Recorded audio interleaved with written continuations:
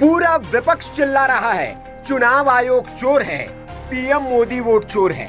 राहुल गांधी इसी मुद्दे को लेकर बिहार की यात्रा पर निकल लिए हैं, लेकिन जिन एजेंसियों के डेटा का हवाला देकर कांग्रेस मैदान में उछल रही थी, उसने ही माफी मांग ली है। फंसा दिया है कांग्रेस पार्टी और राहुल गांधी को। जी हां, महाराष्ट्र चुनाव में वोट चोरी का नैरेटिव जिस पर कांग्रेस और राहुल गांधी चुनाव आयोग को घेर रहे थे, वो अब खुद कांग्रेस के गले की फांस बन गया है। वजह लोकनीति CSDS के चुनाव विश्लेषक संजय कुमार का झूठा दावा। गलत आंकड़े पेश करने पर उन्हें माफी मांगनी पड़ी और अब बीजेपी ने कांग्रेस और राहुल गांधी पर पलटवार तेज कर दिया है। जो हमारे देश की न्यायपालिका है, जो सबसे भरोसेमंद है, वो देखती है कि ये जो आरोप लगाए जा रहे हैं इनमें दम है या बेबुनियाद है। वहां ये लोग मुंह की खाते हैं। और दूसरा, जो एजेंसियां इनके झूठे नैरेटिव को बल दें तो उसे कहीं ना कहीं से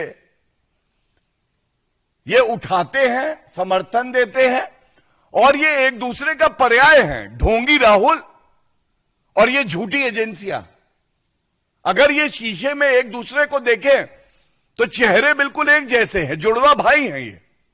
संजय कुमार ने एक्स पर लिखा कि 2024 के लोकसभा और विधानसभा चुनाव में मतदाताओं की संख्या में भारी गिरावट दर्ज की गई।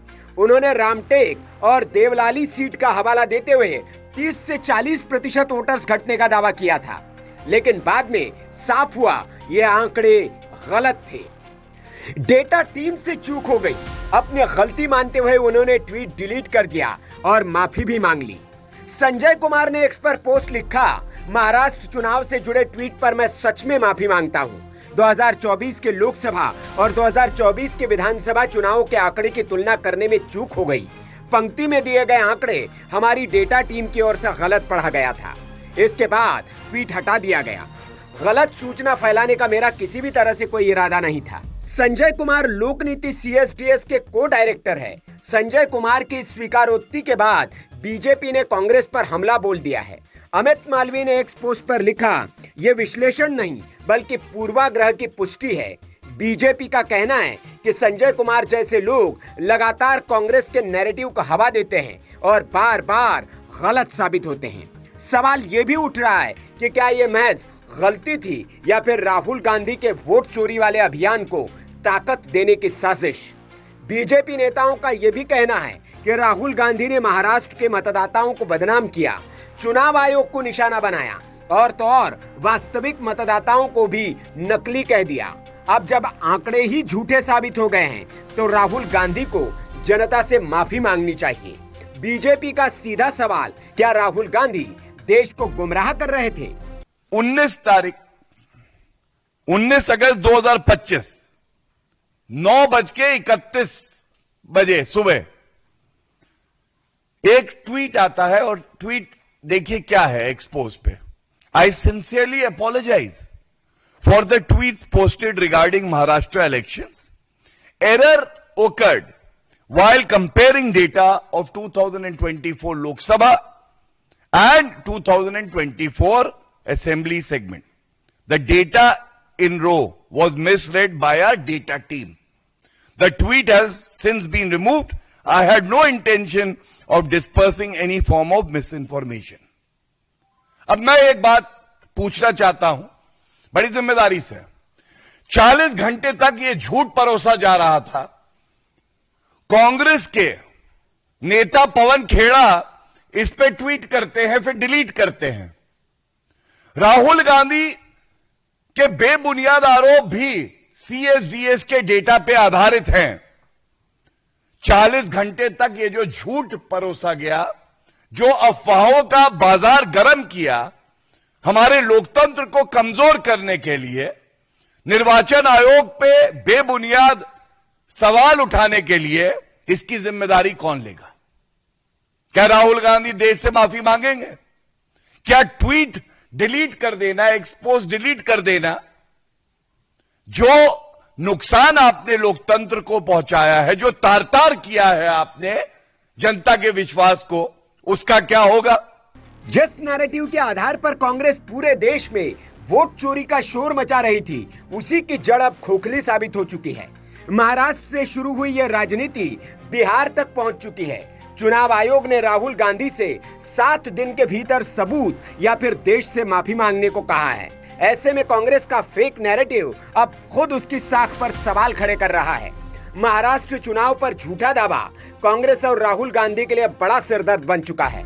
विपक्ष का हमला अब खुद उनके गले का फंदा बन चुका है। विपक्ष कह रहा है कि राहुल गांधी को बिहार की घुसपैठिया बचाओ यात्रा छोड़नी होगी और देश से माफी मांगनी होगी।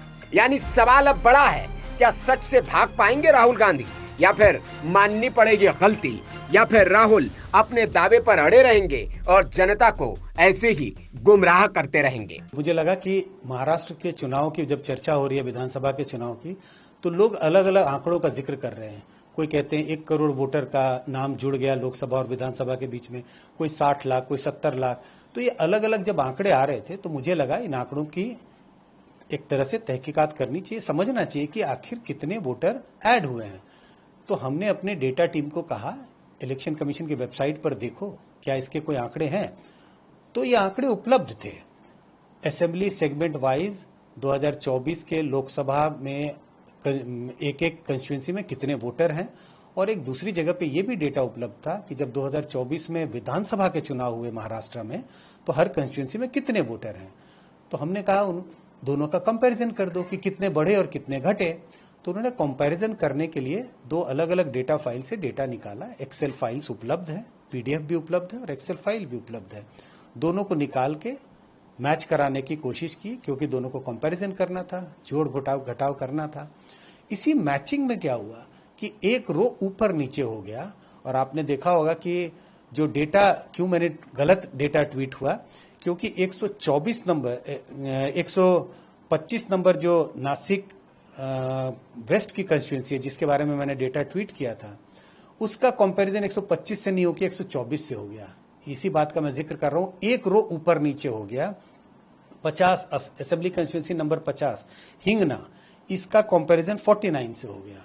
और इस कारण से ये दोनों डेटा आपको गलत, और ऐसे ही सारी कंस्टिट्यूंसी के डेटा, लेकिन ओवरऑल बिल्कुल ठीक है। ओवरऑल में 4.4% की बढ़ोतरी हुई है, लेकिन कंस्टिट्यूंसी वाइज ये उलटफेर हो गया।